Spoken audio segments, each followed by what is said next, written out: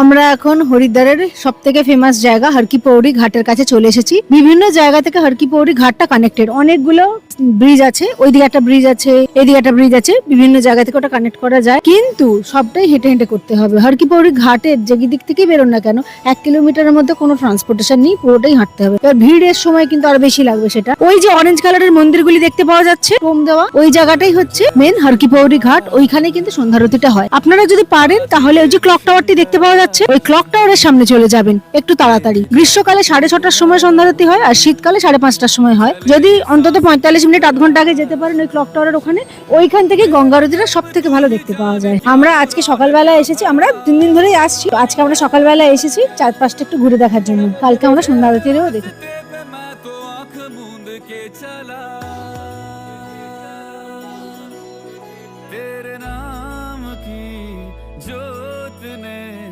सारा हर लिया तमस मेरा नमो नमो